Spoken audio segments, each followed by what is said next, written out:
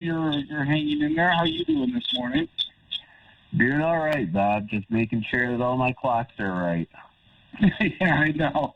We go through this exercise twice a year, and you're starting to wonder, okay, why don't you just make your mind up one way or another to keep the clocks? I know it goes back to World War I and II about conserving energy, but everybody pretty well has agreed maybe we should just go to one system now.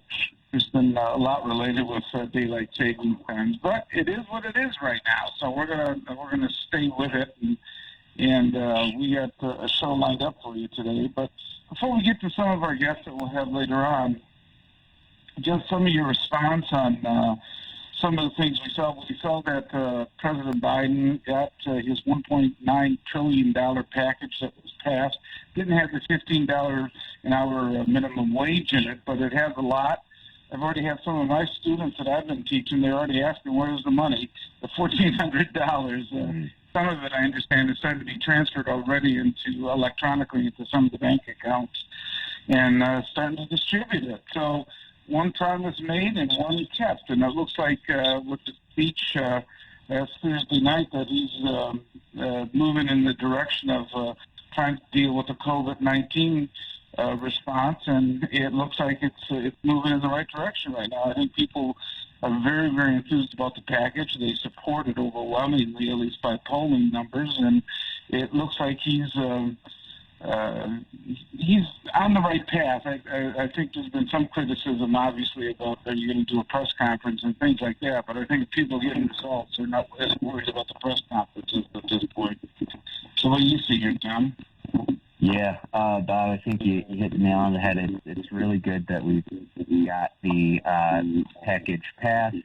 Now it's just up to us to make sure that it actually gets implemented the right way. So as you said, those checks are coming. The direct deposits are coming. I know that people will be getting those deposits if they have their bank account on file with the IRS probably within the next week or so. And then people who get paper checks will go from there. I'd say that the biggest things that stand out to me is, number one, President Biden announcing in his press conference, in his statement to the nation that he gave, was that every American, he's urging every state to make every adult American eligible for the vaccine by May 1st. This is something that's really critical to ensuring that we get mass vaccination up, that we get unified national standards of who's eligible to even apply to get a vaccine. So creating those unified national standards and having them be essentially universal by May 1st is, again, a real big step in the right direction. And it's also really interesting to see that Governor Whitmer here wanted to kind of almost one-up the administration, and rather than say, you know, we're shooting for a May 1st target, she actually said we're shooting for an April 5th target. So she's really trying to take that federal money and that federal assistance we're getting and become really aggressive on the vaccination campaign.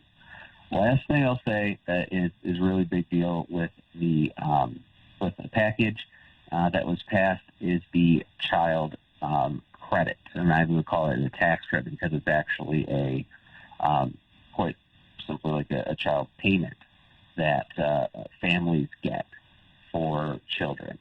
And that is a huge thing that can help reduce childhood poverty. Childhood poverty rates in the United States are about 20 to 25%. 1 in every 4 children lives in poverty. This single part of the package can reduce that number in half.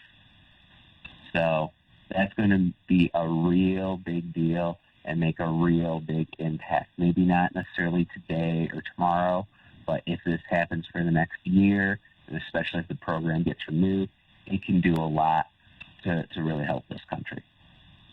Well, I understand they're trying to make that, I saw Cory Booker yesterday, Senator Cory Booker, so they're trying to make this a permanent situation for the tax credits for the children in all situations, not just through the pandemic relief bill, but to permanently put it into the tax code, which would be a minimum floor for all children for you to get money for the kids, and especially concerning poverty and stuff. It looks like they're trying to move into that particular direction. Another thing that this COVID bill did that a lot of people don't realize is that, first of all, people don't realize that their unemployment is taxable. In other words, they can levy federal taxes and state taxes on it, but this legislation exempted the first $10,000 of unemployment that's not going to be taxed, and it's retroactive for this tax year that's being filed. First of all, I know people don't realize that their unemployment gets taxed, but this tries to give some relief by saying this is not going to be taxed, sort of make it on par with some of the business loans that were also in the legislation in the past, that those aren't taxed as well. So hopefully that will make a difference for people filing in this current tax year. So, Scotty, I'm not sure what you think. I know from a libertarian standpoint about what this tax bill, or I should say this COVID bill, does in terms of minimum floors for children and things like that. Do you anticipate issues with some of the legislation that was passed? Well, first of all, I always think it's good to return money to taxpayers that the government takes from them. So from that perspective, I think it's a good thing. However, when you're spending money that whether it's coming back to us or not from the government, without cutting spending someplace else to compensate for that, then you're basically creating more dollars. And when you do that, you're diminishing the value proportionately of each dollar that you create. So I think we're seeing the consequences of that. I believe that is what they did, is they created dollars rather than shifting spending from one place to another. And so, we see, and it may also be the new energy policies, but we do see the prices going up. And first we saw it happening with gas, but because everything uses fuel, whether it's for heating, transportation, or so forth, you end up raising the price of everything. And I think I see that happening now. I see prices going up in the stores. The gas prices have doubled. That part's a no-brainer. And so there's the side effects that of the bill because it didn't find somewhere else to reduce the spending while sending money back to us.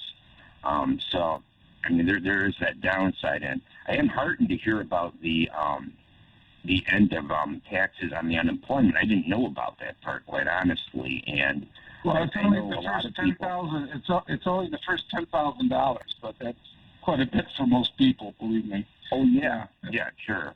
And unemployment doesn't necessarily pay out a huge amount more than that for most people. So I can see if you already took out the taxes, which you are offered the option whenever you collect unemployment to have the taxes removed preemptively, then I assume that would be a pretty juicy return. Yeah. Well, they retroactively did it, and like I said, I think they did it in order to level the playing field with some of the tax-free loans that they gave to some of the businesses and things like that. That was part of it. It definitely looks like we're moving, and the public's more accepting of it. I've read articles that 10 years ago you never would have been able to move in this direction with some of the what's looked at as sort of socialistic policies moving into this arena right now with the pandemic. And the question is it just temporary because people are concerned about what COVID-19 has done to the economy? Scotty's point, there is inflation. They're starting to see it. In particular, two areas was fuel. The other one, unfortunately, is food as well. There's been a spike in the food prices, also in the supply chains. Apparently, have been having difficulty, and so that spiked the food prices as well. So there is some inflation that they are concerned about. The feds have leverage points to try to deal with that. So far, they don't anticipate that that's been as big a problem. But as Scotty raises, there's something that might be said about that in the future if inflation keeps going, especially on staple items such as food and fuel as well. Those are pretty basic for people, especially those that are in poverty and are underrepresented and things such as that. There's been a lot of other issues that have surfaced, this past week. The Republicans have sort of pushed back on this whole bill that's passed by Biden, and I understand they're taking a victory lap. The Biden PAC has bought a lot of TV time to promote what they accomplished with the bill, as well as they're flying around the country in order to make it visible about what they've done in terms of this bill being passed with it. The Republicans, though, are pushing back. In fact, I think there's a group of 30 or 40 of them that are actually going down to the southern border this week to try to shift some of the attention away. And they've been going after the press secretary for Biden and actually calling it a crisis. February alone had over 100,000 people that crossed the southern border. And they're trying to make an issue out of it. And so many of them, over I think 12,000 of them, are unaccompanied children, and they're being locked up in facilities and things such as that. And they're trying to show that perhaps the border has been opened up and Biden's not reacting to it as well. Do you think this is an issue that's going to stick, or do you think that this is just a temporary diversion that the Republicans are trying to do at this point? Well, Bob, one thing that's interesting is it's not only, so you bring up Republicans talking about the volume of folks coming through the southern border and the volume of applicants that we're getting for entering the United States through the southern border. The Democrats, and especially the liberals, are focusing on the fact that there are so many unaccompanied minors, and a lot of these unaccompanied minors are being housed in the same facilities that the Biden administration said they would be closing. So it's creating kind of a crisis on both sides, where you're seeing the liberals want to see much more quick progress on immigration reform and creating programs that allow families through. You're also seeing, like you said, some of the very conservative Republicans are trying to move this as an immigration issue, as frankly, as a race issue, to try to gin up support on their base. I think that the Biden administration has to do something about this, most definitely. This could honestly manifest as, us seeing before the election next year, maybe a large bipartisan immigration package. We tried in the Obama administration. There was a bipartisan package in the Senate that went nowhere.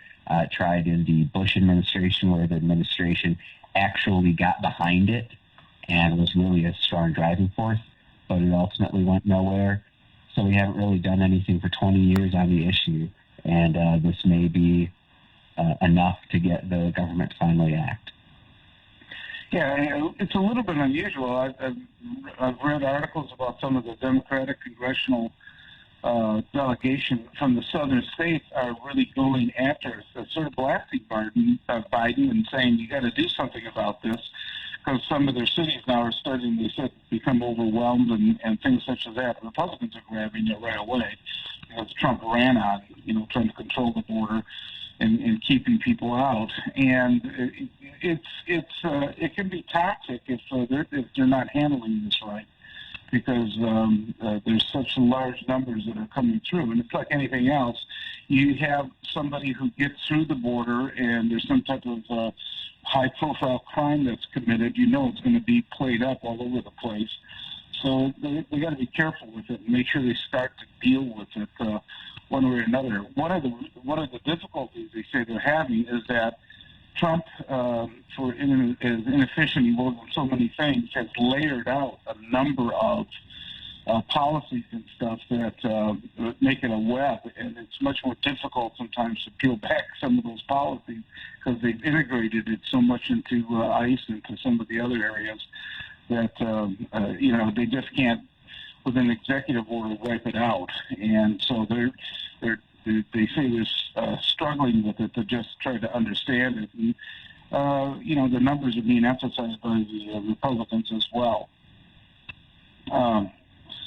One of the other areas, a little bit more local, is that there's an interesting response today in the Detroit media that the Supreme Court Justice McCormick, the chief judge, has sort of pushed back on apparently the city of Detroit, saying that a lot of the spike in crime was because there was COVID relief with the prisons and the criminal justice system. And the Chief Justice has said, no, that's not the case. We've been holding hearings. There's been no COVID, holidays for people that are breaking the law and things like that.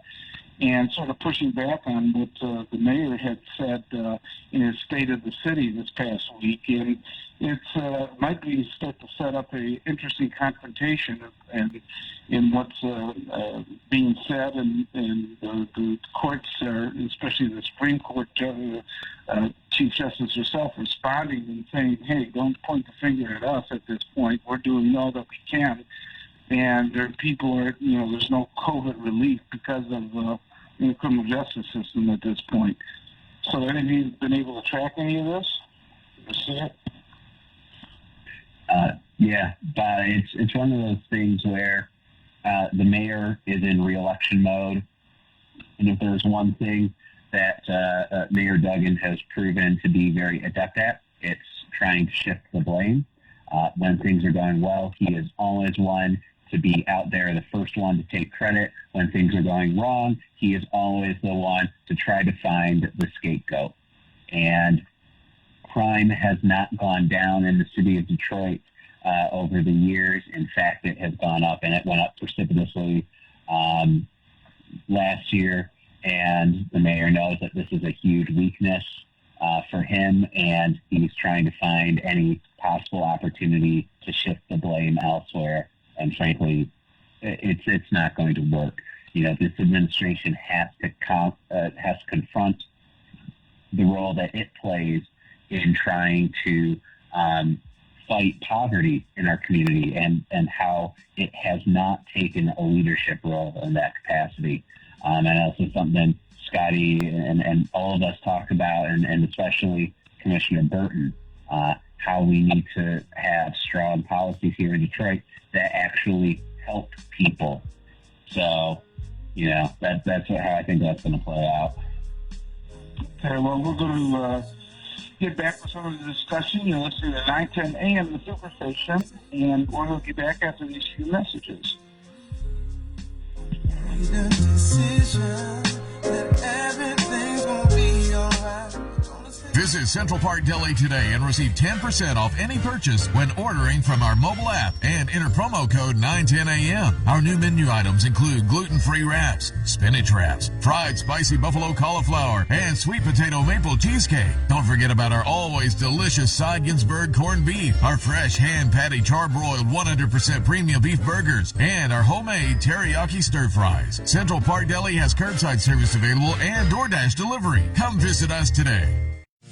The All About Women's Health Boutique is the place for a perfect fit for you and all of the ladies in your life. Beginners, bras, and beyond, whatever your need, we can provide the perfect fit. From sports bras to mastectomy needs, sizes 28AA to 52M, our certified and experienced fitters are at your service. Call the All About Women's Health Boutique today at 248-477-2729 to schedule your appointment for your private fitting. Enjoy the comfort of our beautiful boutique as our certified Fitters provide the best of service. Located at 33104 Grand River in downtown Farmington, All About Women's Health Boutique offers the best bras in the industry. So call today to schedule your private fitting with our certified and experienced fitters. And breast cancer survivors, your bras and prostheses may be covered by your health insurance. All About Women's Health Boutique, 33104 Grand River in Farmington, 248-477-2729. Call for your appointment today.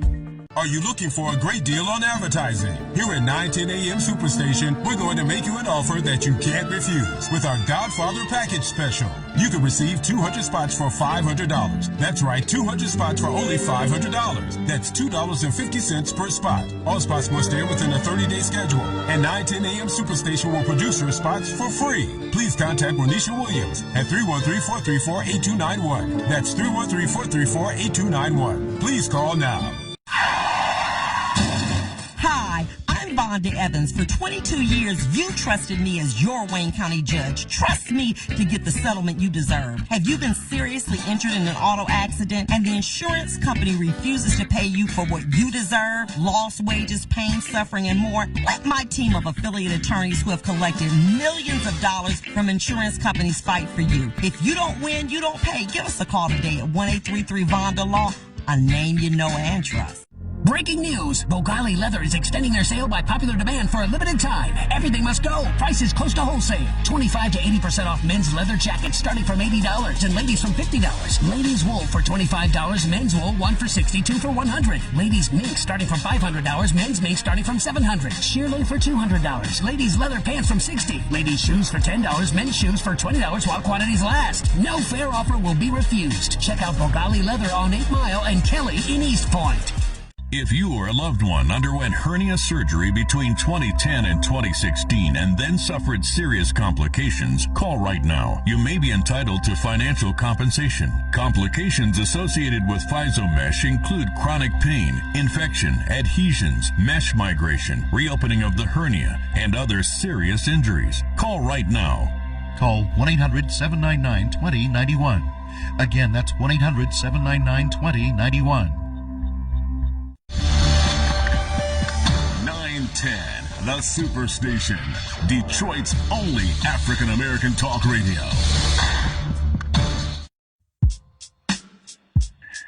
Good morning. You're listening to 910 AM Superstation. We're joined this morning again by our youth panel. Some of our guests are Tom Choske, our media specialist, Scotty Boman, residential libertarian, and Police Commissioner Willie Burton. Well, crime has been, been going up in the city, Commissioner Burton, and I know, obviously, one of the consequences has been, unfortunately, some tragedies with youngsters getting a hold of guns. And I know you've been an advocate in trying to push to make sure that at least some of the Detroit police precincts and areas such as that actually go into education for really citizens and making sure that the guns stay out of their youngsters' hands. That ounce of prevention is worth the pound of cure, but unfortunately we've seen a couple more shootings again this week. So you want to tell us a little bit about what your plan is about trying to help the citizens understand their gun rights? Absolutely. Right now in the city of Detroit, we have to end negligent homicide right here in the city of Detroit. No child should have access to a gun. Right now, a new initiative is what we are promoting is to have officers within the precincts to be able to help engage more with the community on gun safety and responsibility and show citizens how to properly secure their weapons. Right now, you have gun safety locks that many of us have been given out over the years, but that's not enough. We gotta add another step, another layer in helping to ensure that citizens are properly equipped and officers out there working in the community, engaging in the community, getting licensed gun owners, and showing them how to be responsible.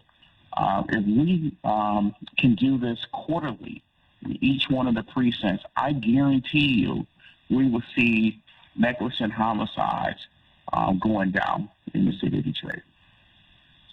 Yeah, it goes beyond just putting a trigger lock on, which we advocate that you do. If you got to have a gun in the house and you have a child that's in the house, we hear the myths all the time that the child doesn't know what a gun is. They always know what a gun is. Eventually, they figure it out where it is. I've trained my child so well that even if they see the gun, they're not going to play with it. And, guns are glorified on TV and movies and things like that. So it's a shiny object that's attractive for them to play with. And it only takes a second if there's the trigger lock or they have access to it that it can discharge, and you got an accident.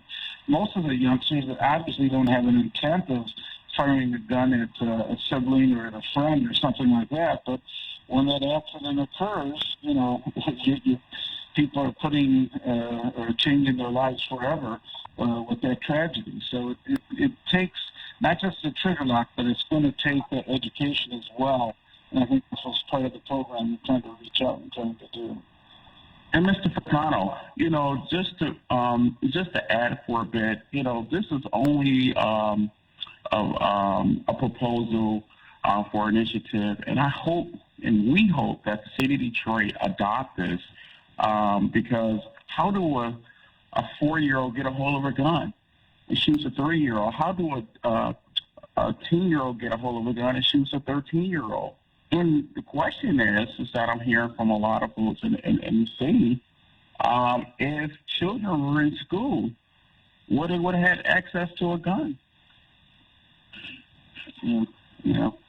Well, it's an issue, and I know that, like Tom said, election year, it's going to really raise itself in terms of the crime stats and things like that.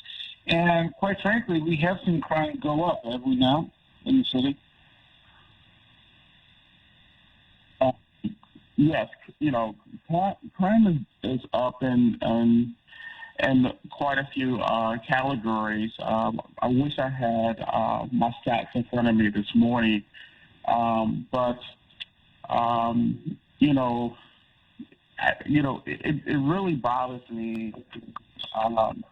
It really bothers me when every so often we hear a tragedy involving our youth getting a hold of someone's gun.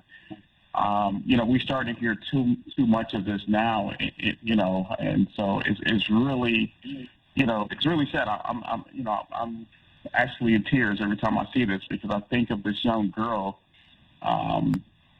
Mariah Davis. A few years ago, she got a hold of her grandparents' gun, and she was playing in her grandparents' bed, and the grandparents had to face Kim Worthy. And so, we just ask licensed gun owners to be responsible. But with this initiative, I know it would serve a great deal of difference right here in the city of Detroit, just for those precincts to have quarterly meetings, as well as engaging with the community, helping residents secure their weapons. Well, we do have a caller on some of this. Burdell, you're on. Hi, good morning. Happy Sunday. I have a question. I don't want to discredit your effort or your message. I have several guns in my house, and I have small children as well. And I do have them on a lot. However, what happens, in the middle of the night when you want to protect your home, somebody's in your home, now you have to go and somehow retrieve the small key to unlock your gun. You can't think, right, what should you do? That's my question. That's something that I often stumble with. Like, if this happens, what do I do? Yeah, there's really a lot of products out there. So we talk about the full trigger locks that make it harder to get the gun. There's also what they call gun safe. Now, I'm not talking about like a big old gun safe that's, 5 feet tall and weighs 600 pounds or nothing. I'm talking about a smaller unit. You can actually mount them on a nightstand, and they're activated by either fingerprint or by a code that you can quickly type in. And then unit will open up, and then you'll have access to the firearm that's in there. That's a way that you can still have a firearm that is safely stored, but it is, like you said, more accessible. And these are the kinds of things that the Detroit Police Department and others can talk about.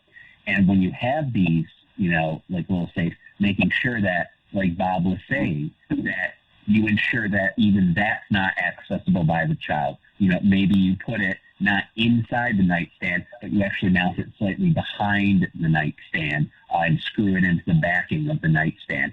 All of these different tactics that you can use to try to, like you said, keep your home safe, keep your family safe from any threat that may arise, but still ensure that the gun is secure.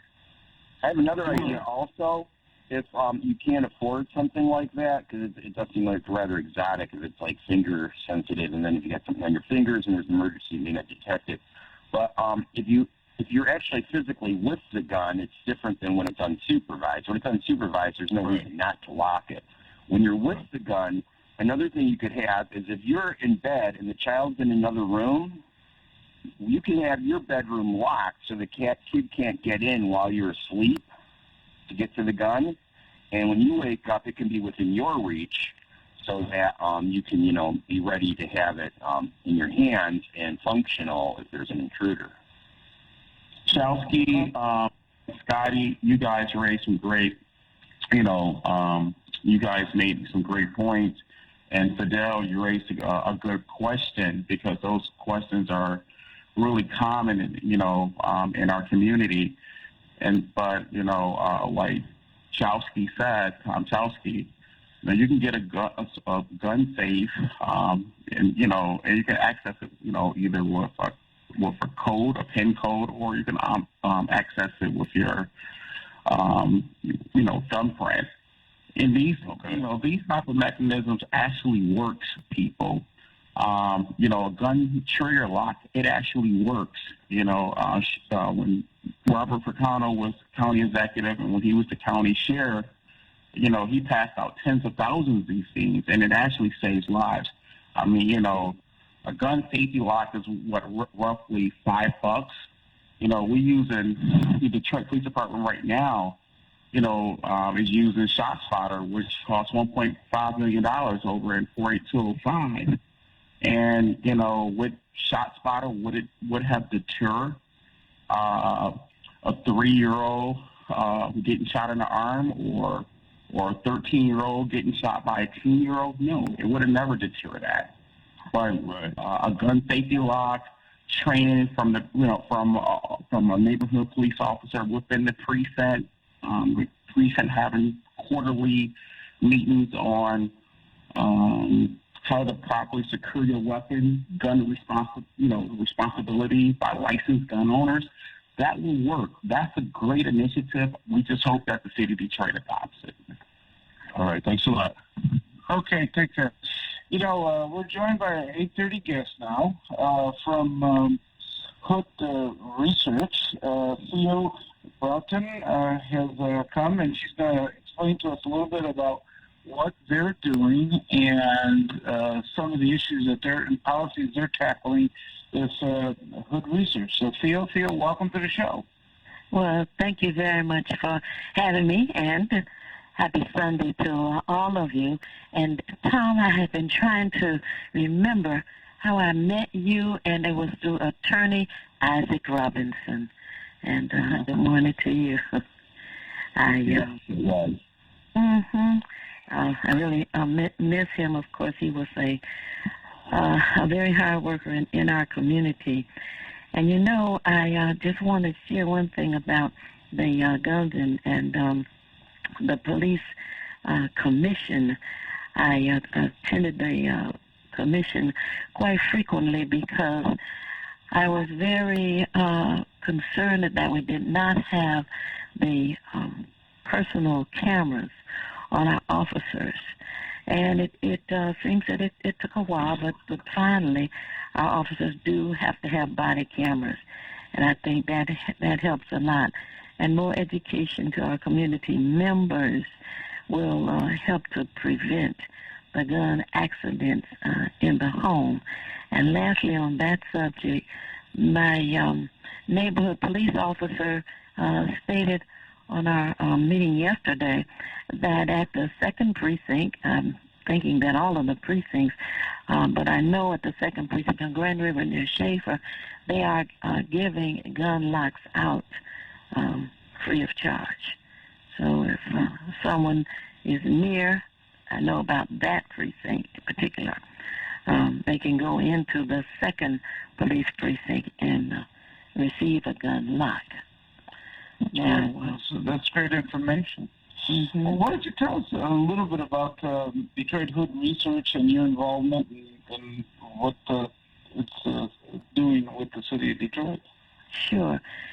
Hood Research is a community-based organization that was co-founded by officer at that time, Officer Reginald Crawford, and me. And we would attend many of the community meetings because we had concerns about the issues that were going on in our community at that time. Issues were going on then, and issues will continue to go on.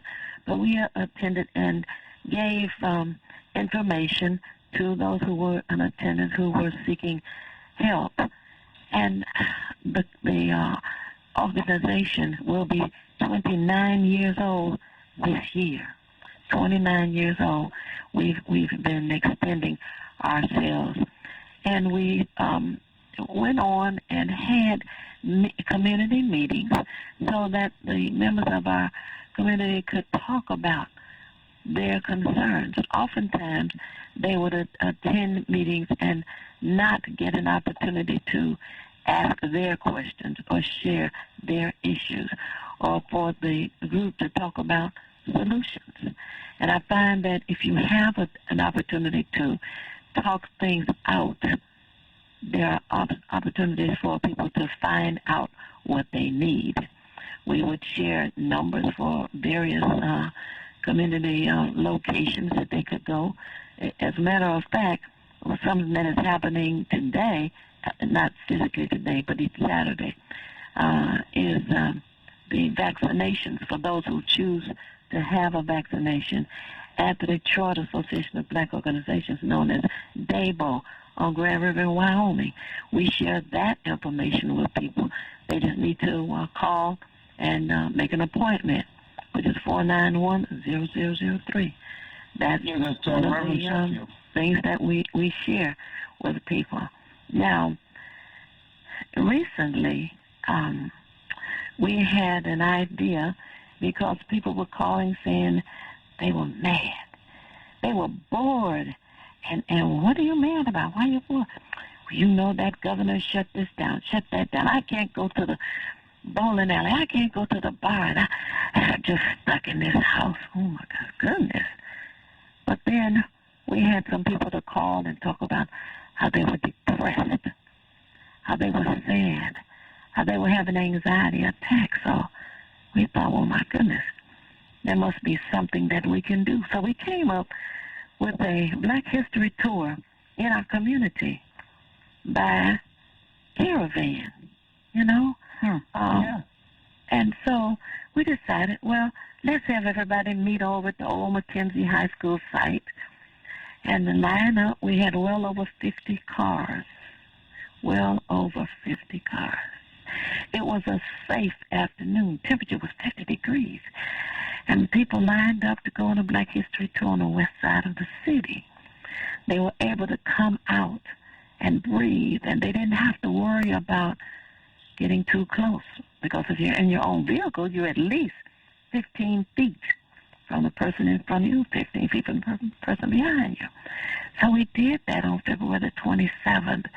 And the people who attended enjoyed themselves. They're looking forward to us having another one.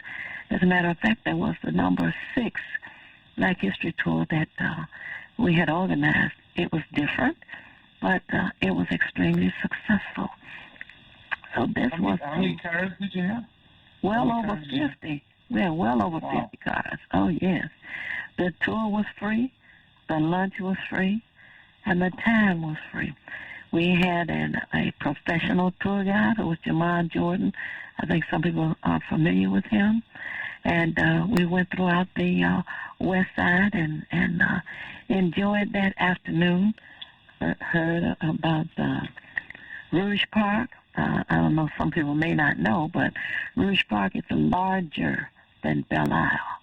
It's larger than Belle Isle. I wasn't aware of that. Mm-hmm. The Buffalo Soldiers have a small museum out at Rouge Park. We went to see that area, and also another location is where the Mumford Point Marines are located. They're on Joy Road, just west of Schaefer. And the Mumford Point Marines were established by President Franklin Roosevelt in the early 40s. And that was because of, sadly, racism.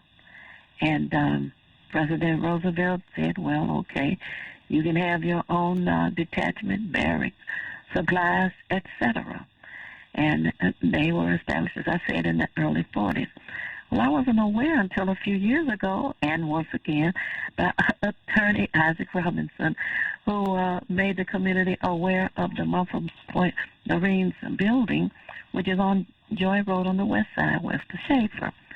And we had an opportunity to go over and meet the veterans, which is still there. They have a room that the community can rent for meetings or receptions or some of the grievings that we have going on, unfortunately, these days. And on Friday nights, they have fish fry. Between 4 and 8 p.m., they sell fish dinners. So that was another point that we learned about the west side of the city of Detroit. We have a lot of people who call us because on Saturdays we have an afternoon with Hood Research from 2 until 6 p.m. It's a social hour on the phone. You don't have to leave your home, your easy chair, your backyard hammock, anything. Just dial us and enjoy the conversation. We have people who come on. We had Judge Marilyn Atkins, who has written a book about her life.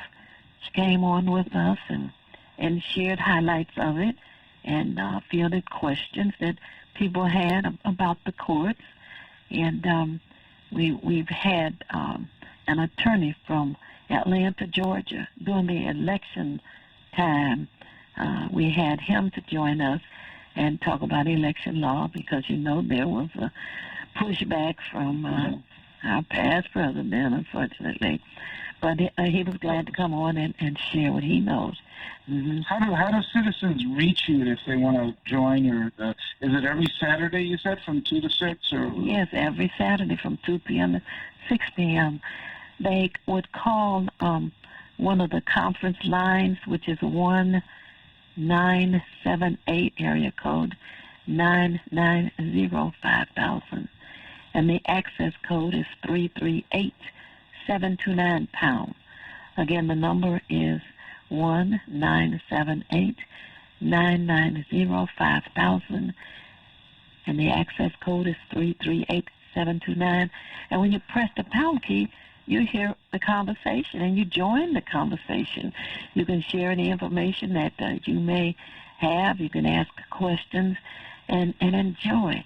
You know, during the election, we found out on November the 3rd, when our president was addressing the country, that the black community was responsible for getting him over the finish line. So we were proud to hear that. And the syndicated media also echoed the same information.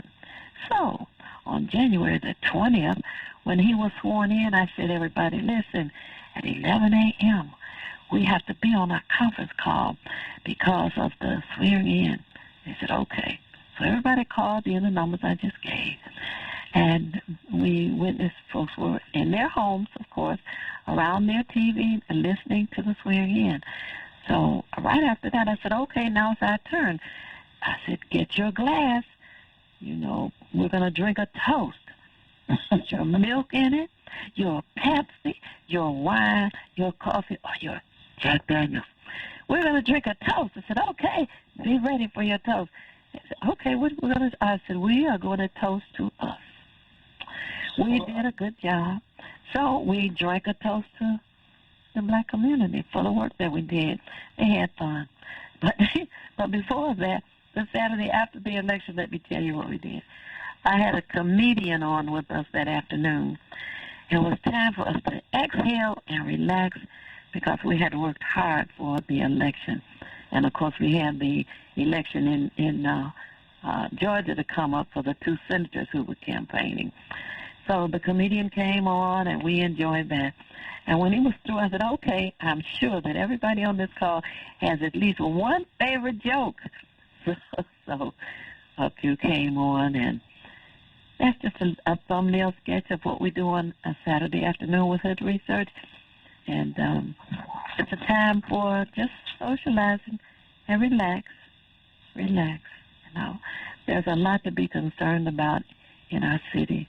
And Hood Research does what it can to relieve some of the stress that goes on here.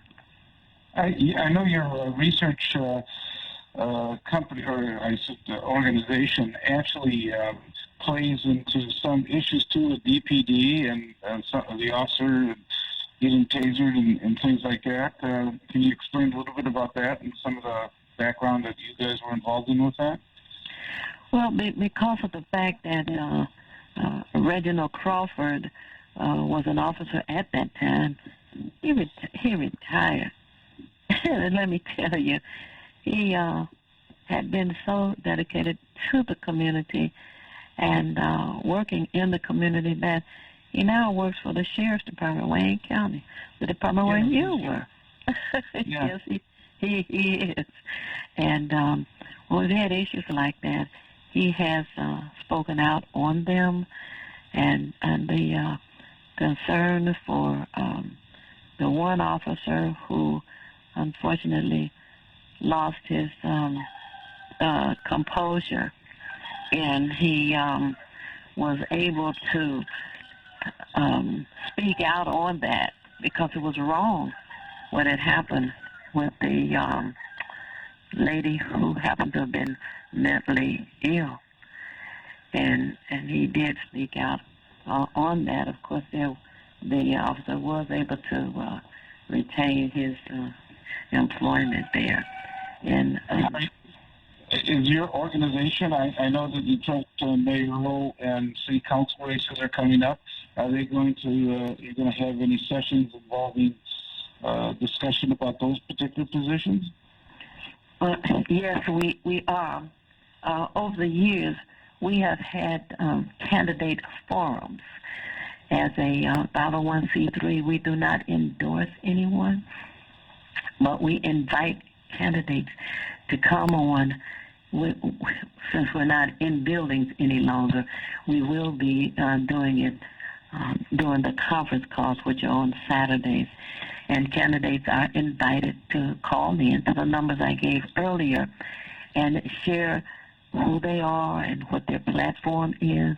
And those who are on the line have an opportunity to ask their own questions of the candidates. We talk about what we look for in candidates who become elected officials.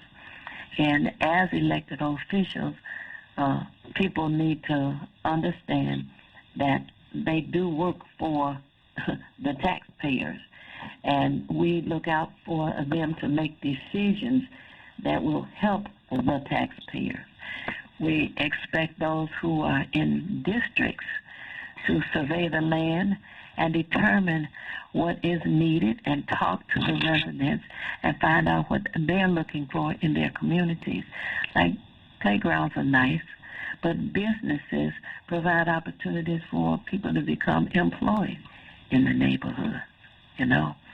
You seem to have a pulse on what a lot of the residents are concerned about. What would you say are the top 2 or 3 issues that, with the mayoral and the city council races coming up, what are the top issues that you hear on your conference calls and things that people talk about? Well, number one would be crime. Number two would be opportunities for employment. And number three would be education.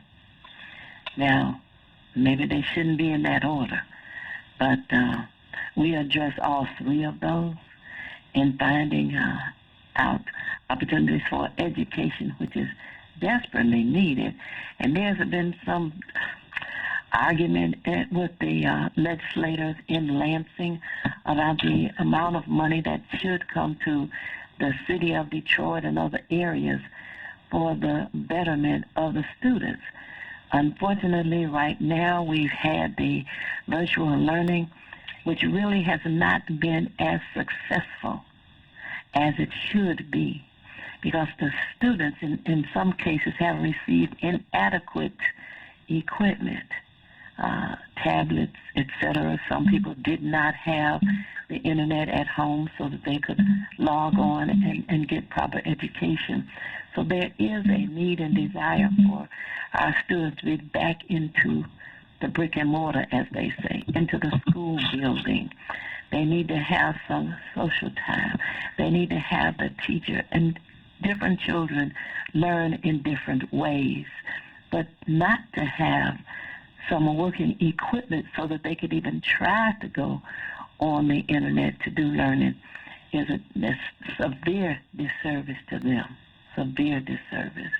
And as I'm sure you all have heard, and your listeners, that the pipeline to prison it seems to be sometime where our young students are headed and where they're being directed as it relates to having the crime addressed.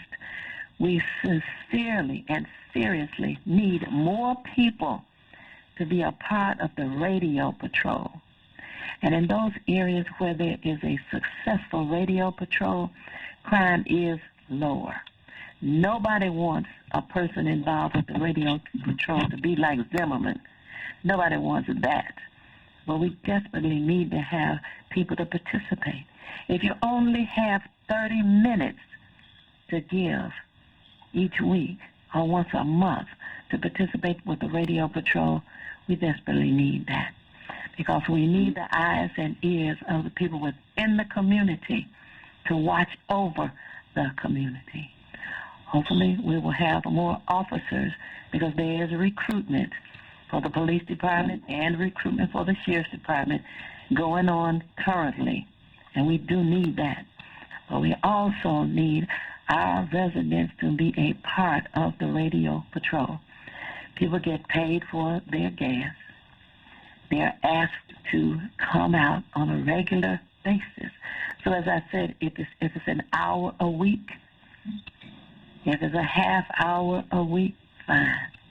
But we need you to watch over the community. You do not stop. You are not asked to play cop. You're asked to watch over the community, and you report back to the base, and the police are sent out to check it out. If you see something that looks wrong or suspicious, call the base, and the police come out to check it out. But we desperately need that. And people need to call 596-2025. If that number doesn't work, call 596-1800. In the 2 minutes we have left, how about is it a big issue with the overassessment on your conference calls? Detroit News reported like $600 million of overassessment. Oh, yes, overassessment. I heard something yesterday that was, it was said that the lower income communities are overassessed more so than the upper income communities. Now, this was something I heard last night, so I've not had an opportunity to check that. If it's true, it sounds like gentrification. It is not true. People still need to be credited for the overage on their property tax. And that's something that the council... Detroit. Oh, yeah, they can give a credit. Sure they can. Doesn't have to be for the whole amount at once. Perhaps $500, you know. Okay. Each time. Well, we hear the music, Theo, so I want to thank you at Detroit Hood Research and all the work you're doing. Theo Broughton, who is really active with Detroit Hood Research. We appreciate it. Keep up the good work, and I'm sure we're going to have you back on at a later time. So thank you thanks for joining us here this morning. And follow Hood Research on Twitter. Google us for numbers. Peace. You got it. Thank you. Mm-hmm. You're listening to 910 AM, the Superstation. My name's Robert Ficano, and we're going to be right back after these few words.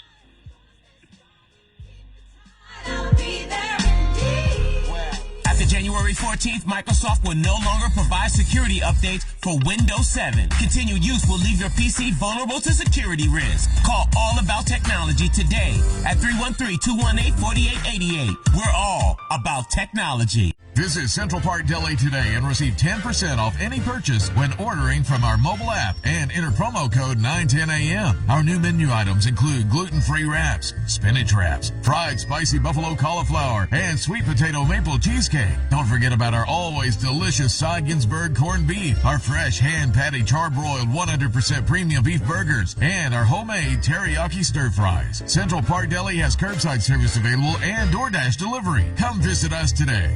Are you looking for a great deal on TV advertising? Are you searching for an avenue to get your business name out to the public? With WADL TV 38, we're offering a great special with 50 commercial ads for a great price. This offer is for a 30-day ad placement and can be renewed as often as you choose. Please contact Ronisha Williams for more information at 313-434-8291. That's 313-434-8291 or email at ronesha@wadldetroit.com.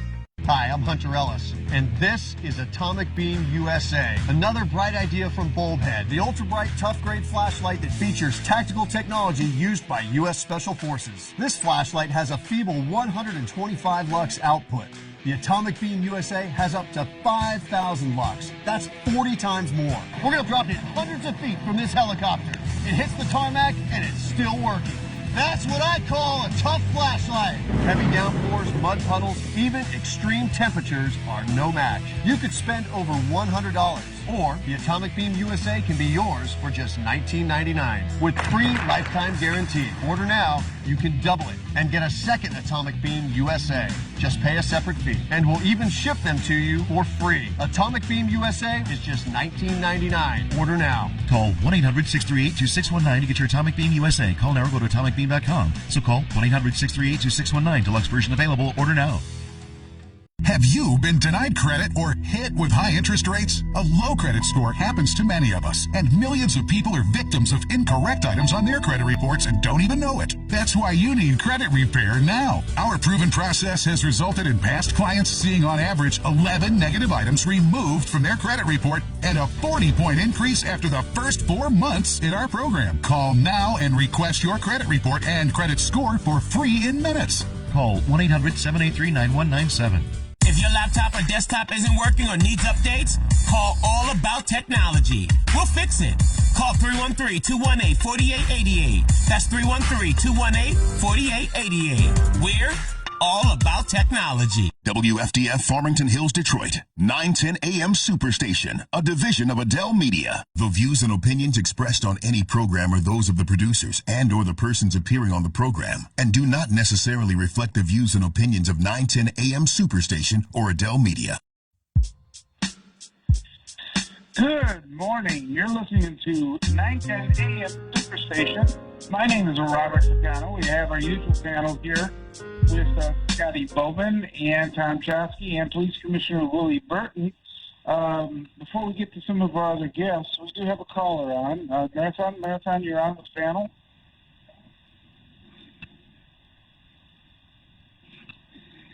Hello? I don't think we can hear you, Marathon. Okay. Well, good morning. Oh, good morning. Now we can hear you. Go ahead. What would you want to say? I'm here with the fine staff of Sinai Grace. I had to go to the hospital. They're a great group of people. My lips swell up from allergic to the medicine. They're working it out right now. But they want to say hello. They listen to you all the time. Okay, well, thank you. We appreciate you listening all the time. So, very much so. So, why don't you enjoy the rest of your Sunday, and appreciate you being one of our faithful listeners here. All right, Mr. Ficano. I'll talk with you later. Okay, thanks. We're going to be joined shortly by Senator Stephanie Chang. Before we get to that, there are some other issues I know surrounding with some of Detroit and with our panel here. And I understand that she has called in, so we want to welcome her right now. State Senator Stephanie Chang, how are you doing this morning?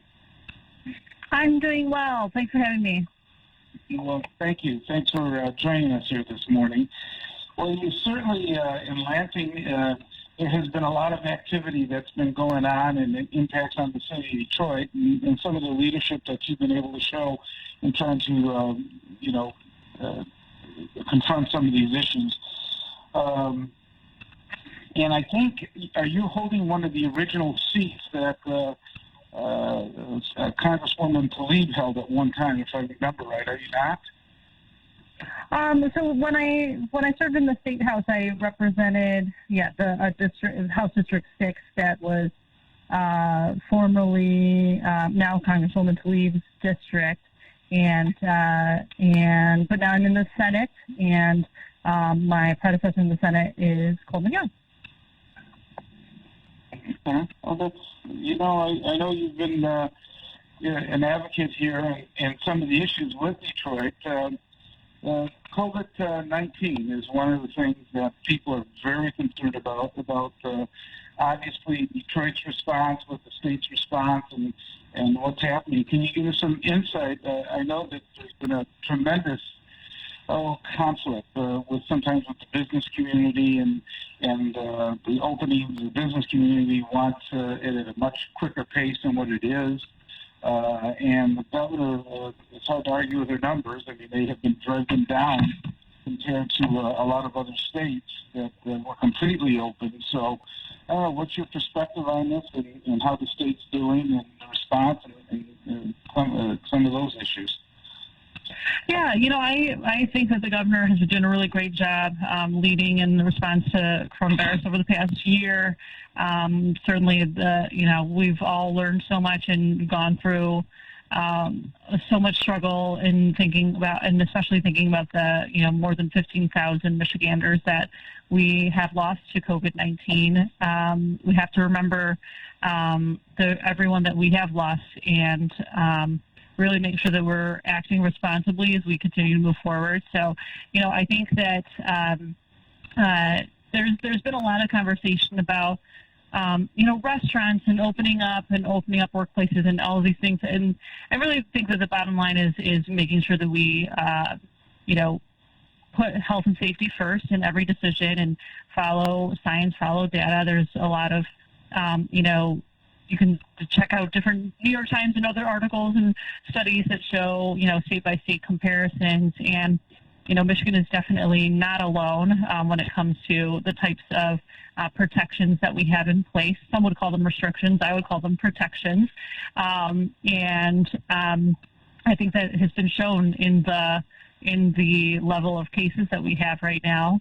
And we are doing better than a lot of other states. So, I think one of the things that I am also really excited about is the vaccine distribution has been really ramping up a lot. And hopefully people are seeing that in their communities. And I hope that with the announcements that were made on Friday, that people will feel even more hope for getting ourselves out of this pandemic with, on March 22nd, all people of all ages with disabilities or adults will be eligible for the vaccine. And then on April 5th, every adult will be eligible for the vaccine. So, and of course, Ford Field, which I'm so excited about, right in my district. Yeah, so with the FEMA partnership, I think that'll be huge in just really getting more vaccines to people so that we can really protect as many people as possible. Well, we know that the Congress has just signed, and President Biden just signed this week the $1.9 trillion COVID relief bill, and it's giving a lot of money to the different locations, and Michigan is no exception. We're getting an exceptional amount, but it seems like the chamber, your chamber, when by that I mean the Senate, has the Republicans seem to hold hostage some of the money that's intended for education and for pandemic relief in a partisan move that just seems to be saying we're not going to spend this money unless we get things a certain way, and it's starting to hold some of the issues such as education and healthcare and things like that. It seems like they're starting to hold them as hostage. Yeah, it's really disappointing, honestly. It's been, this whole past year, honestly, has been a really, I think we've really seen people's true values in the legislature, what people think and who they value health and safety, or they value vulnerable community members, and also do they value science. And I think that we've really seen a lot, and it's been pretty disappointing, honestly. But yes, you're right that the majority party of the Senate Republicans and the House Republicans as well have been basically trying to tie money to certain restrictions on power from the governor or power from the Department of Health and Human Services. And at this time, we really should be making sure that they have the flexibility that they need to do their jobs. And so it's pretty disappointing that we haven't, even the money that was passed 3 months ago almost in December in the federal, in Congress, we haven't fully appropriated all of that money yet. And so that's less money that's going to people with rent assistance, which is so critical, less money that's going to vaccine distribution, less money that's going to our schools, less money that's going to testing. At one point, they even wanted to not include the funds for food assistance. I mean, it's just cruel, and all because of political gamesmanship related to the governor. When I think that there's been a lot of attention on what she has or hasn't done, but I really think that she has been a true leader, and because of the leadership of her and her team, we have saved a lot of lives. And so I think that we have to do better in terms of just making sure that our legislature is really acting appropriately and not playing political games. So it's pretty disappointing, especially just thinking about food assistance. Really, food assistance, rental assistance, these are critical things that people need, and we haven't gotten all the money out in a lot of these situations. So it's very disappointing. But Senate Democrats, House Democrats, we're going to keep pushing and keep talking about the fact that we need to get all of this money out. And it really shouldn't be. The federal government already voted on this, and even the December package, that was a bipartisan agreement. So it doesn't make a lot of sense for Senate Republicans, House Republicans to be holding that money back. But unfortunately, that's what they've been doing. Go ahead, Scotty or Chang. Yeah. One thing that I found has been a big problem regarding the current functioning of the state government seems to be a lot of people are not getting their unemployment benefits. Some of them not at all. Some of them can't even log into their accounts because the state has set up all kinds of roadblocks, and even people who've already submitted all the information they had an account with unemployment are being blocked out. People are not getting their benefits, the money sent to them after the system says that they're going to have money sent to them. Some people have been waiting almost the entire year to get anything. What have you been doing to fix that? Yeah, no, thanks for raising that. I know we, at least in my office and many other offices, we've been helping hundreds of people with their various unemployment cases. And I definitely think there's quite a bit of room for improvement. However, I would also say that this is unprecedented in terms of the number of people filing unemployment claims. And what's also unprecedented is the amount there. I mean, I'm not sure how many people are totally aware, and I'm still learning about it, but there there's massive operations that are trying to do unemployment fraud. These are sophisticated groups that are trying to get unemployment money fraudulently, and because of that, unfortunately, it's slowing down the process for everyone who does deserve their unemployment benefits. So it is frustrating. It's very frustrating that there's people who do need help, and they've been slowed down in that process because people are trying to take advantage of this time right now.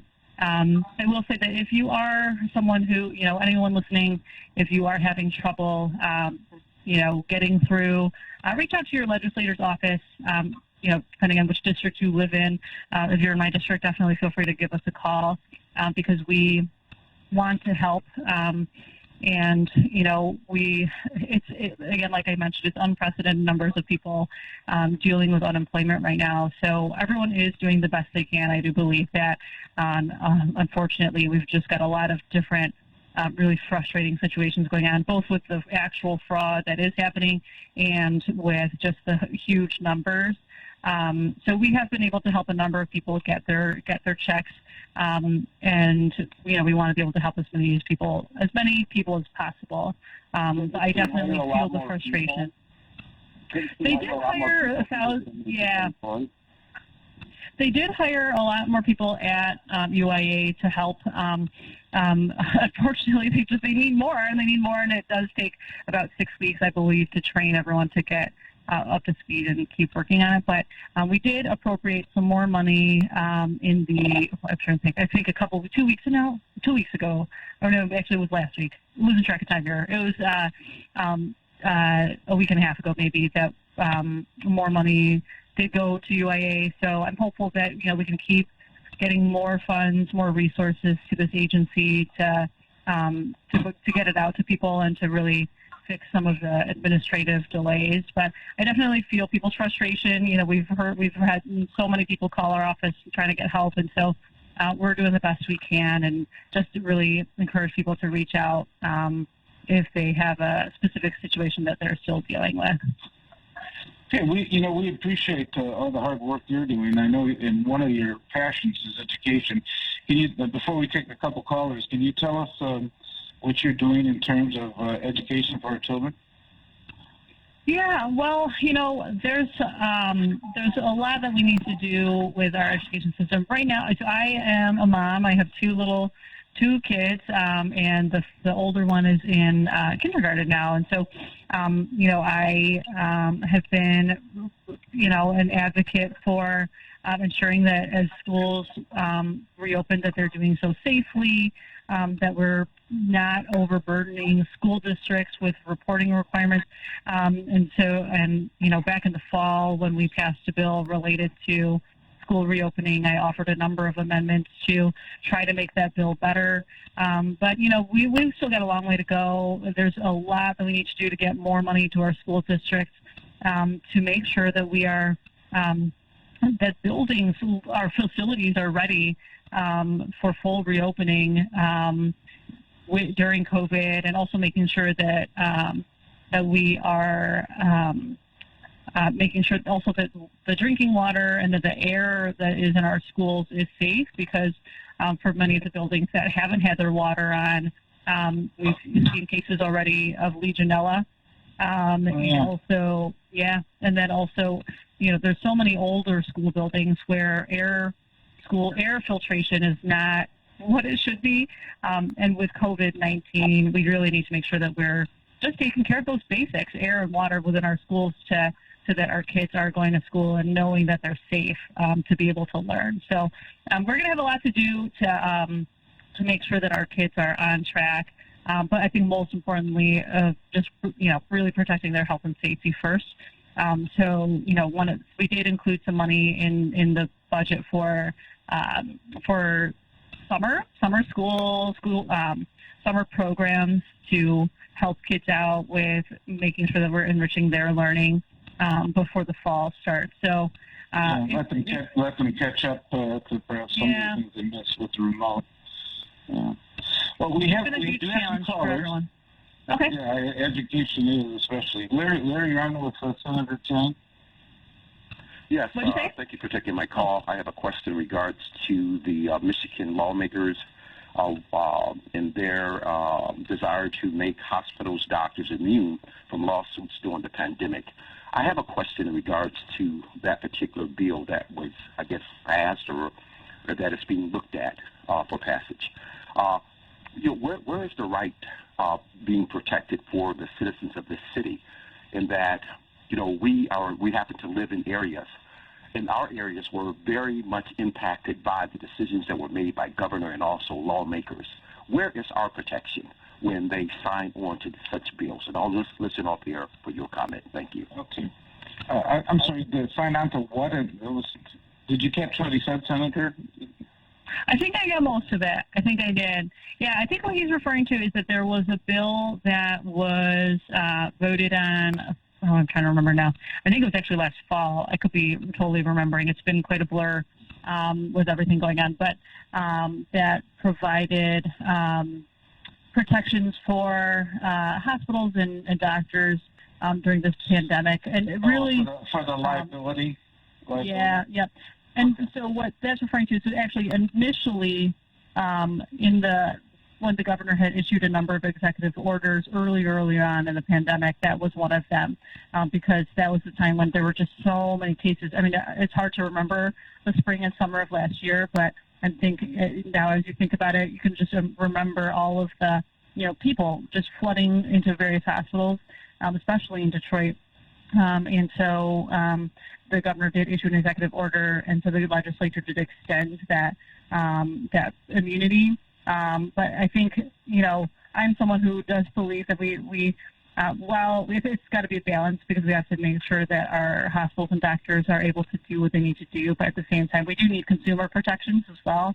So we have to find the right balance. I think that going forward, we'll have to find a better balance between that and, just going to protections for people. I think, it's whether it's legally making sure that there's consumer protections to be able to hold people accountable when they are doing wrong.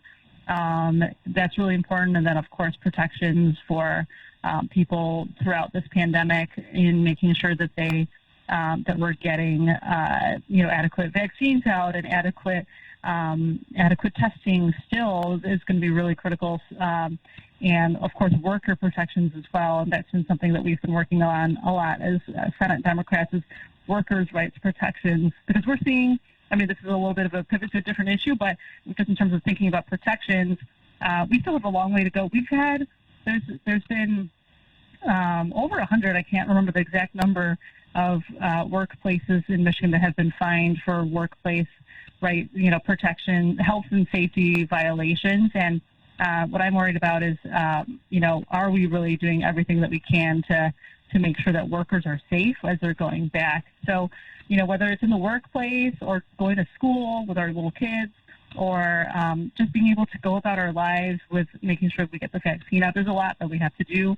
There's a lot we have been doing, but there's much more that we also need to do. And I think that it's all about finding that balance. So we're going to keep working on it. Yeah, one of the issues that has come up with the liability is that if it's COVID related, the liability shield sort of goes up. And so if somebody perhaps had a heart attack and they also had COVID, it's probably better to list it as COVID in terms of liability, because at that point, if there is any malpractice, there's sort of a shield that goes up. So I'm sure some of those kind of issues are going to be tackled, when you visit some of the legislation and what's going to be needed for that. We have another caller, but I think we're going to go to break, if you don't mind, for a minute, and then we're going to get to our caller. Stanley has a question for you as well.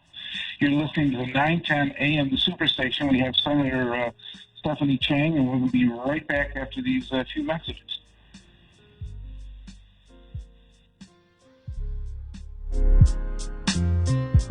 If your laptop or desktop isn't working or needs updates, call All About Technology. We'll fix it.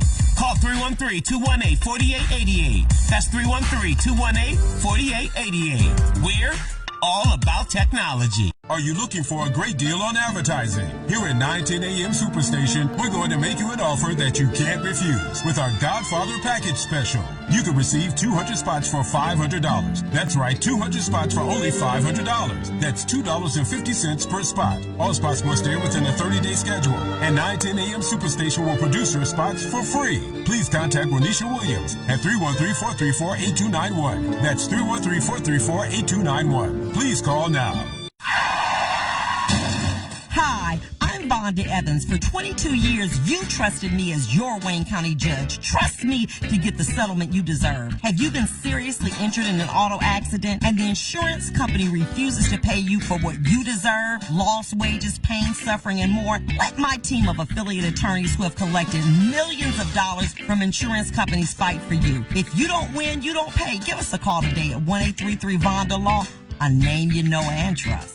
Breaking news. Bogali Leather is extending their sale by popular demand for a limited time. Everything must go. Prices close to wholesale. 25 to 80% off men's leather jackets starting from $80 and ladies from $50. Ladies wool for $25. Men's wool 1 for $60, 2 for $100. Ladies mink starting from $500. Men's mink starting from $700. Shearling for $200. Ladies leather pants from $60. Ladies shoes for $10. Men's shoes for $20 while quantities last. No fair offer will be refused. Check out Bogali Leather on 8 Mile and Kelly in East Point.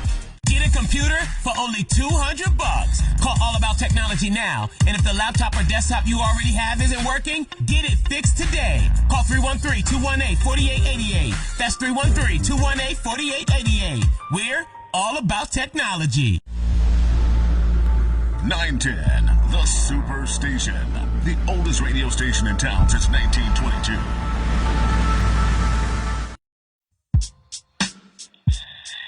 Good morning. You're listening to 910 AM Superstation. We're here this morning with State Senator Stephanie Chang, and next up is Stanley, right after the break here. Go ahead, Stanley. Someone's using my name, so I would like to know if I can she give me a number that I can call to get that straightened out? I'm sorry, can you say that again, Stanley? Go ahead. Yeah.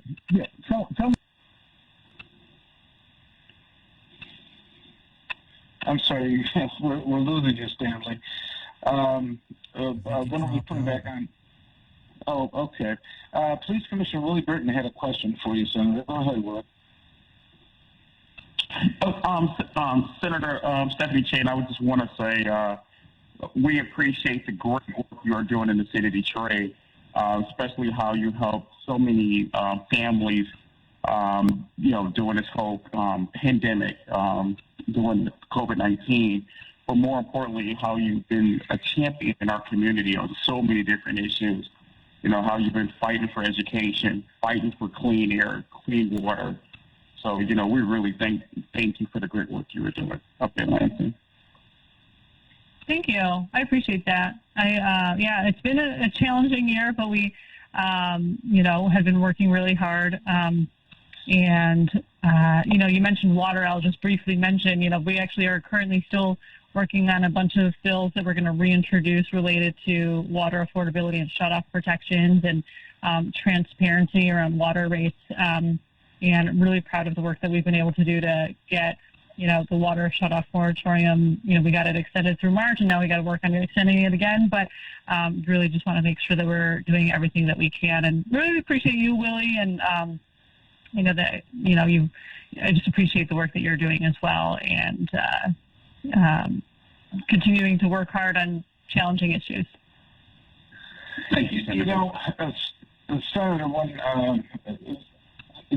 just from a perspective, back when I was in office, the legislature seemed to be more representative a little bit of, when I say urban areas, you would go and there'd be representation from rural areas, but some of the committee chairs, like appropriations and things like that, would actually have people that were from urban areas like Detroit, Flint, and areas such as that.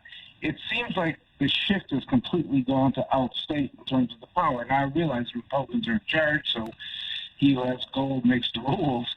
But it seems like there'd be more I guess, insight or sensitivity to what urban issues are if you had people from urban areas that were, chair of some of those committees and help guide some of those bills. Yeah, you're right that who is in power, they chair every committee and they decide what bills come up and they decide what bills come to the full Senate and what gets voted on. So I think you're right. I mean, I think that we are seeing that, most of the Republicans do represent districts that are either suburban or rural. Some of them do have districts that have, a city or two, but then the rest of it may be more rural. So it's, I think you're right. And one of the things that we, I think, have seen really clearly throughout this pandemic is that people in Michigan, they're just completely different realities depending on where you live, especially thinking back to the beginning of the pandemic. Now really COVID is everywhere, but in the beginning you saw that many of the cases were in urban areas, in Detroit and other places, and you saw sort of like a disregard from some of my colleagues. However, I do think that things have changed because now COVID really is everywhere. But it's, and we also even saw this within the vaccine distribution conversation. Some of my colleagues on the other side of the aisle were attacking what's called the social vulnerability index, which is what they use to make sure that we're getting the vaccine out equitably, to make sure that we're prioritizing places that have a lot of people who are in poverty or who are people of color or who have language access issues or other areas where there are a lot of people with disabilities, because we know that whether if you're poor or if you're Black or if you're a person with disability, all of those are categories where you are more likely to be hard hit by COVID, and if you get COVID, the outcomes are going to be difficult. So we have to really push back on that to keep the social vulnerability index. But I mean, it just really speaks to the fact that, the majority party, it's just a different lived reality, I think, for a lot of their constituents. It's been an ongoing effort, I think, to try to help educate people about why we have to do things equitably and what equity even really means. I think sometimes people throw out the word equity and don't really, have a full grasp of what that actually means when you put it into practice. So it's been pretty challenging, and, you're talking about the urban and rural divide. It's been so clear, even more clear during this pandemic. Yeah. Well, I think we got Stanley back. We're going to try it one more time. Go ahead, Stanley. You got a question for the senator? Yes. My question was, I was dealing with a fraud, and I was wondering if I could have some type of number given to me where I can contact someone to follow up. My name is being fraudulently used out there. That's what I wanted to ask. Okay. Yeah, sure. Yeah, and I'll give you. I want to hang up so I can hear you give me the number, okay? Is that all right? Okay. Okay, thank you. All right. Well, so our number, I'll give you our office number, but keep in mind, I may or may not be your state senator. So depending on if you're outside my district, I'll probably very respectfully refer you to your own. But just because, I want to respect everyone's districts. But my Detroit office number is 313-922-6949. And the district that I cover is Senate District 1. So it's a lot of Detroit's east side, mostly south of 94. Much of downtown and Midtown News Center, part of Southwest Detroit, and then also I have 8.5 downriver communities: River Rouge, Ecorse, Wyandotte, Riverview, Trenton, Woodhaven, Gibraltar, Grosse Ile, and part of Brownstown. So if you live in our district, definitely reach out. And even if you don't, we'll refer you to your own to make sure that you get what you need.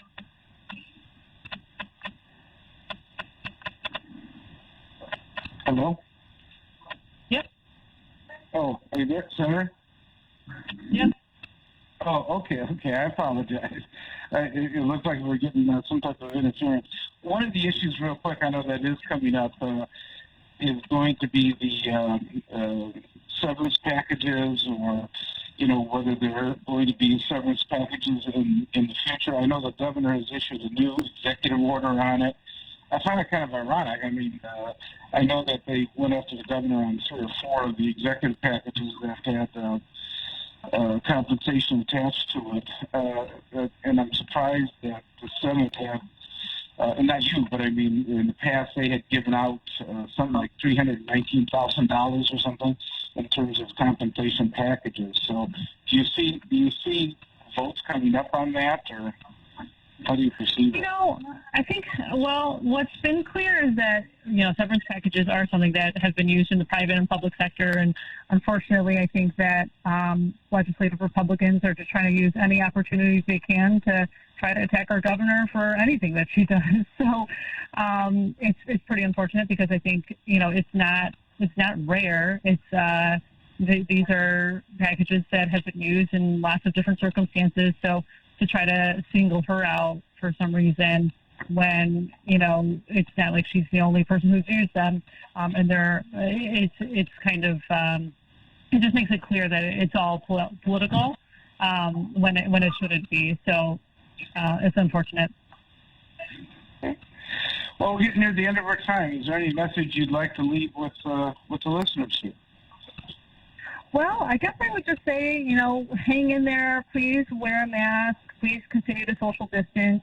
Even if you have gotten the vaccine, we still need to take those precautions. We are seeing a slight bump in the past week in cases. So we just really want to make sure that everyone continues to stay safe and go get that vaccine. It's safe. It's been through all of the vetting that it needs to. Really, really want to encourage people, if you are eligible, to go get that vaccine and just keep staying safe.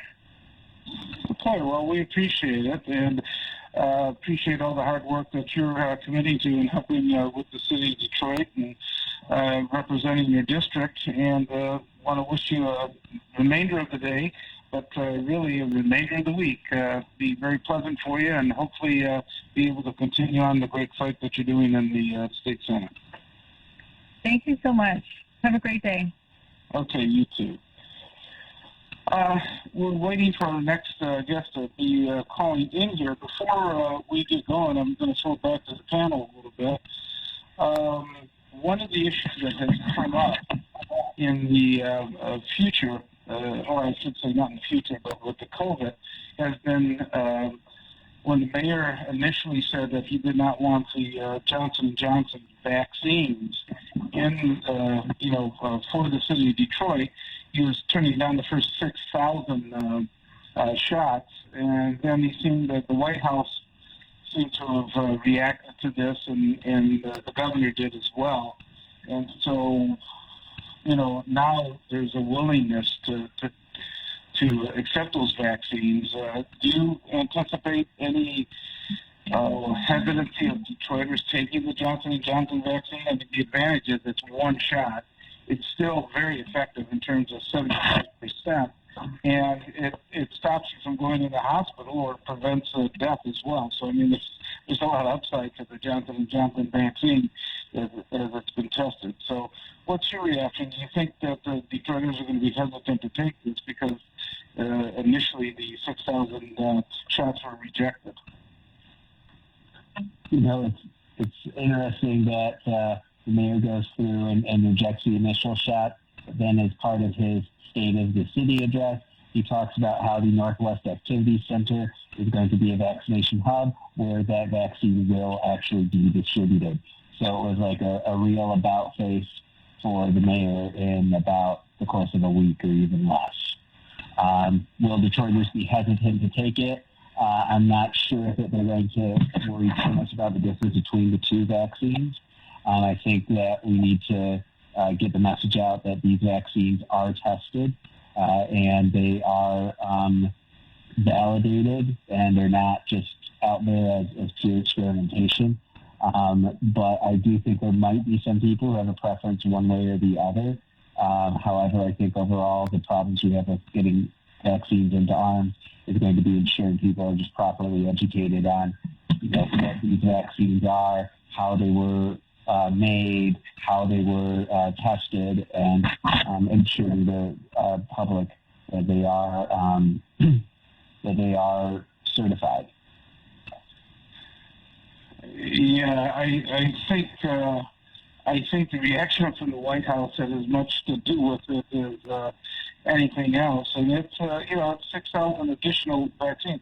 And as much as a good job's being done, when you look at it, still only like 11 or 13% of Detroiters are actually vaccinated that want to be vaccinated. So it's you still have a long ways to go, and now you got 3 vaccines that are actually available if the people want to participate in the city of Detroit. So I think you're seeing the eligibility being dropped, so that the more the eligibility is dropped, the more you actually need in the pool for the vaccine, and that's going to make a really big difference. Scotty, any reaction to what you're seeing about the vaccines and the Johnson & Johnson? Well, I mean, I again see very little point in, I guess it's better than nothing to get something that's 65% effective as opposed to 95% effective. But given that we also have this African strain that I understand it's the effectiveness of the vaccines is only 1/10 as good against this African strain that's come out now.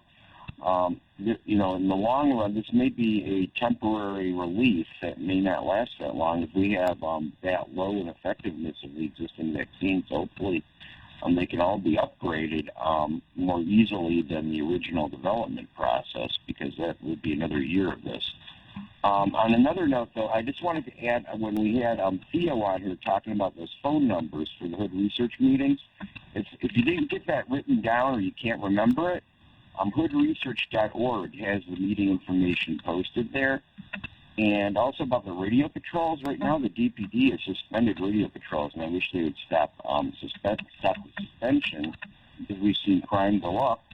And I think we need to have people, being able to patrol and keep their neighborhoods safe.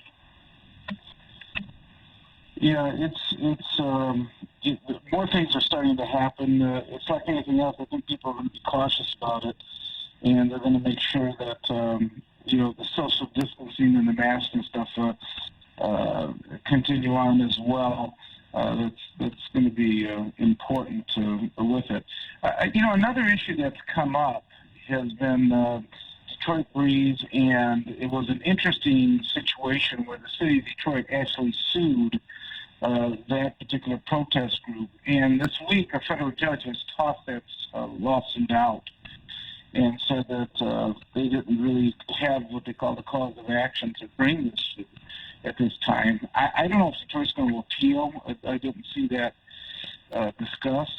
But I don't know, just what are some of your thoughts that since had a federal judge actually, and it was an unusual move, it was an aggressive move to sue the protest organization, but now it's been tossed out and said, and basically that the judge didn't see any appropriate reason to keep the suit going at this point. So, Tom, what do you think about something like that? That's another $250,000 of our tax dollars down the drain.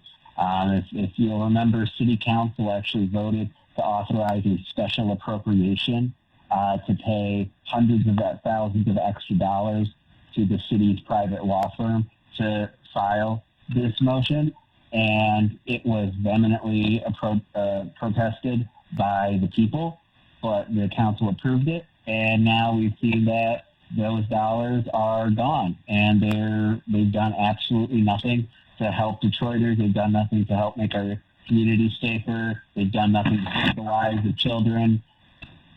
Just wasted more tax dollars, and that's the whole story of this lawsuit. The city needs to get its act together. It needs to drop charges against not only all the Detroit Will Breathe protesters, it needs to drop the charges against all of the protesters, especially last year, who stood up for democracy in Detroit, and it needs to get out of this game of, Bob, like you said, taking these unprecedented, aggressive steps against citizens who are just simply, advocating and using their voice. It was a private offering they retained, was it not, to maintain the suit or to initiate the suit? I presume it wasn't Corporation Counsel. It wasn't the city attorney. Correct. It was a private firm. I want to say it was Miller Canfield that got the extra special appropriation. I think it was passed back in January. Mm-hmm. I don't know, Willie, you're very active in some of these activities with the protests and stuff like that. Were you surprised by the move by the city to initiate a lawsuit against one of the protest groups? Willie, have we lost you? Willie? Okay. Well, I know one of the areas we're going to touch on is the Charter Commission and some of the reforms that are being proposed. Scotty, I know you've been vigilant and watching some of this. Can you tell us what some of your observations about what's going to be changed or proposed changes in the Charter? I know we're supposed to have Joanne Underwood with us here in a minute. Go ahead. Yeah, I definitely think this is going to be a much better charter than the one we have currently. We have total elected representation on the Board of Police Commissioners instead of having a partially appointed and partially elected board. We have more teeth in the Board of Police Commissioners that should make it harder for those trying to evade accountability for mistreating citizens to do so. And there are a number of policy statements within the charter regarding what the Board of Police Commissioners should be authorized, or what the police department should be able to do, as far as, for instance, suppressing protests, and they won't be able to deploy the kind of draconian measures against protesters that they were able to pull off last summer if we get this new charter. So there's a number of improvements in there to improve accountability, and that's a part I worked on. Also, there's strengthening of the portion on community advisory councils.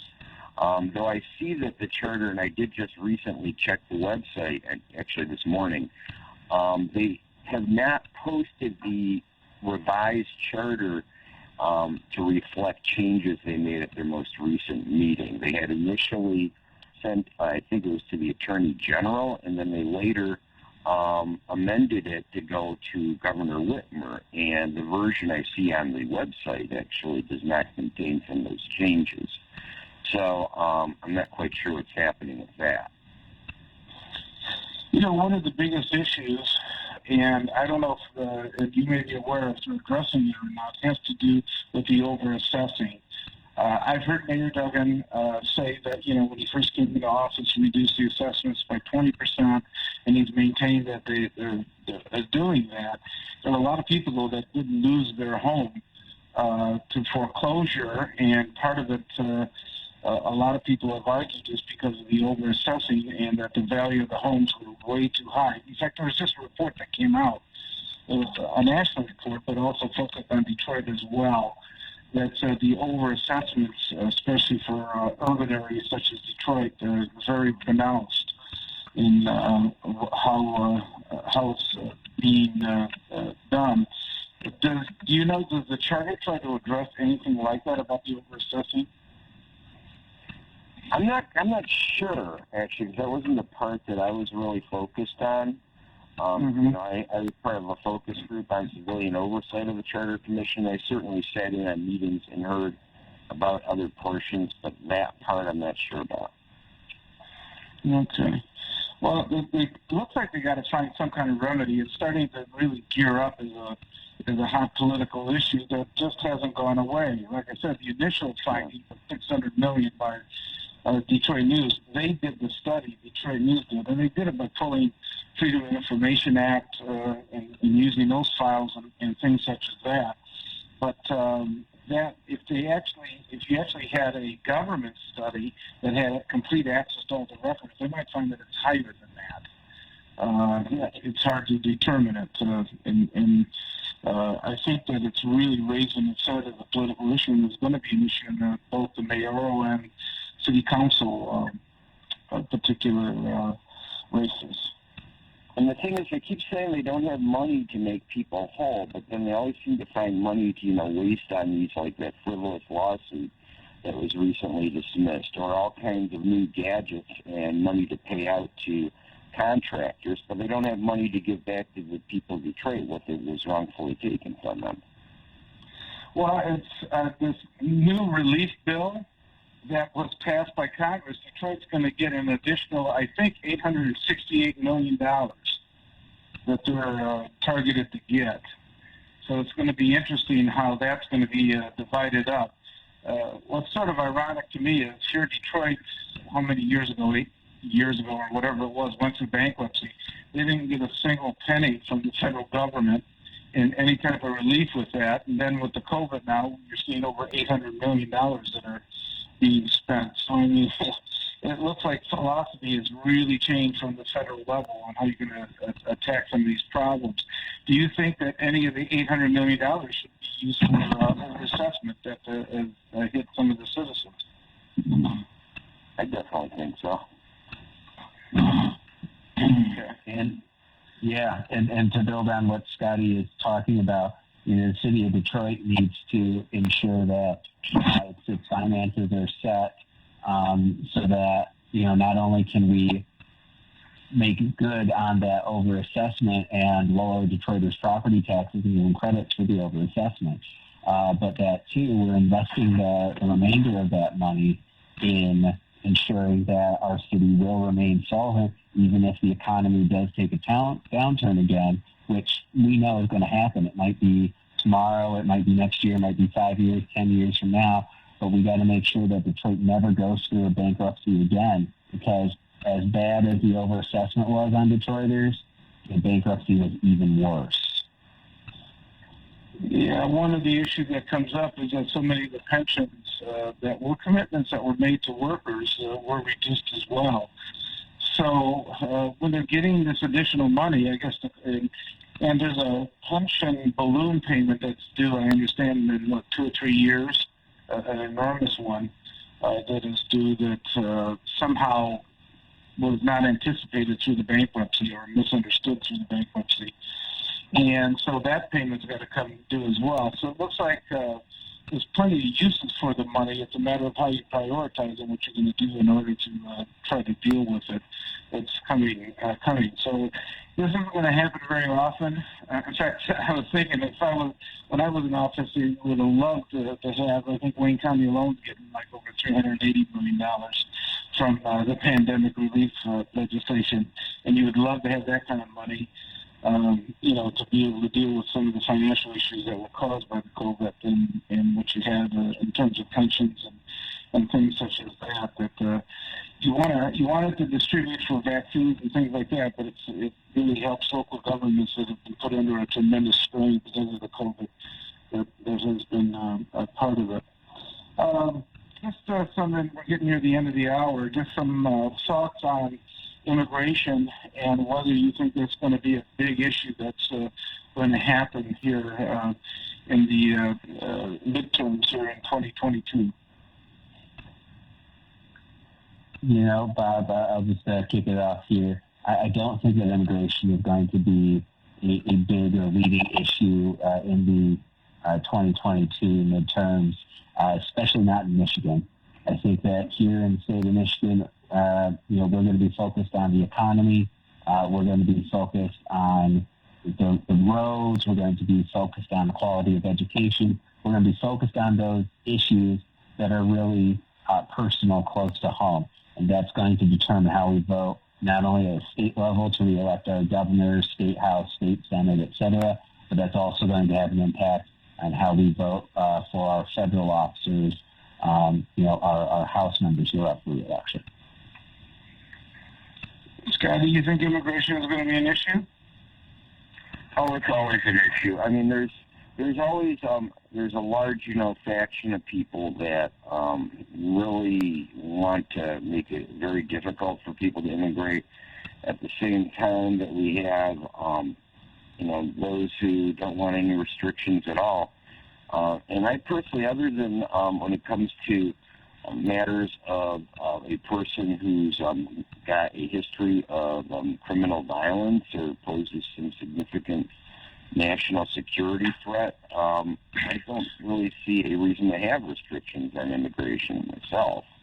But of course, there are a large, group of people that are very worried about people moving here from other countries. Yeah, there seems to be one, and it looked like it was actually an issue that Trump was able to take advantage of, and he predicated it on, first of all, the false information that he was going to build a wall in Mexico. Does everybody remember that he said Mexico was going to pay for it? And that's never come close to it in what they've done. Another issue is going to be, and it's going to be an interesting one, and your thoughts on it, is absentee voting. It looks like the Republicans have figured out that the Democrats were much better at organizing for the absentee voting. In fact, their president was poo-pooing it and saying that he didn't want to see that happen and things like that. Democrats actually out-organized them and actually was able to pursue absentee voting, and they were very successful in getting their people to participate. Do you see a lot of changes that are going to come down? I think the Republicans, even in this state, have put forth legislation trying to reduce down absentee voting. And what's going to be interesting is that it was because of COVID that Benson, the Secretary of State, was able to probably make some broader appeals for absentee voting versus if COVID is considered done, by the time 2022 comes along, that the old restrictions are going to be in place. In other words, you have to request an absentee ballot. You just can't get an application in the mail. Do you anticipate this going to be an issue? In Michigan, we have the protection of the Voter Pass initiative back in 2018. So at our state level Republicans, they are relatively limited compared to what they're trying in a lot of other states in terms of restricting voting rights. So I think that in Michigan, it's a big problem, and it's something we have to deal with. But having a Democratic governor, having a Democratic Secretary of State, and having the protections of the voter initiative passed now 3 years ago, that is going to help us be in a better spot.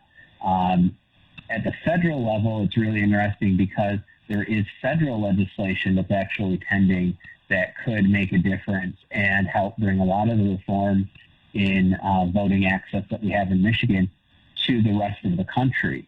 That just recently passed the House, and it currently sits in the Senate, and so there's a lot of talk about whether or not the Senate is going to take that initiative up. Yeah, I think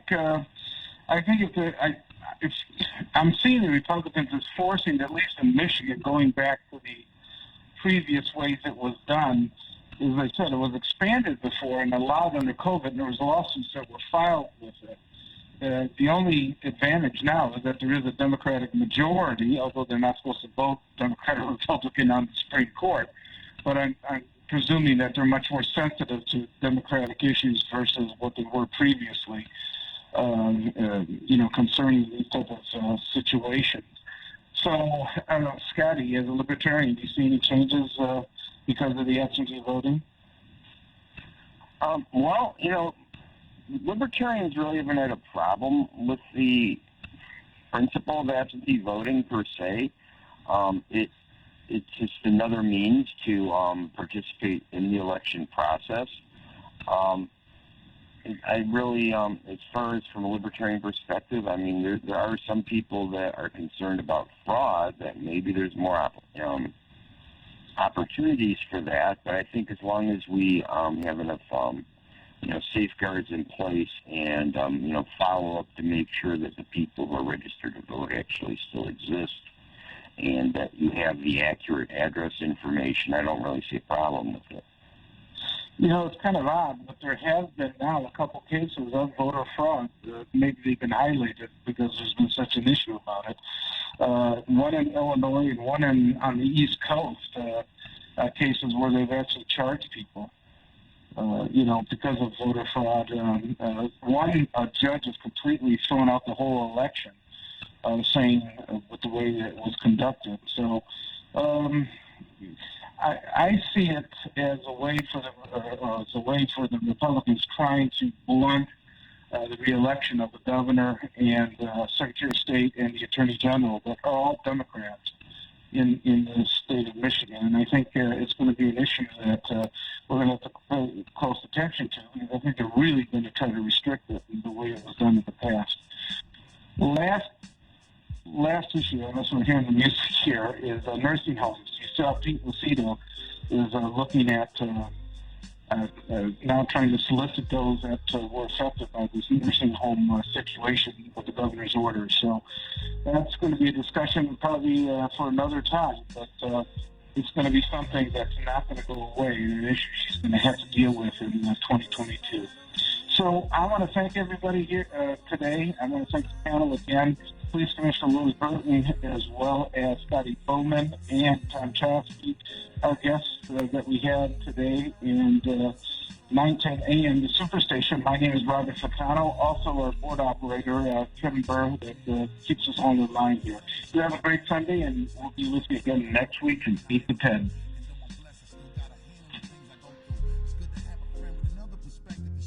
Someone you know that knows you and gives you motivation. Get a computer for only $200. Call All About Technology now, and if the laptop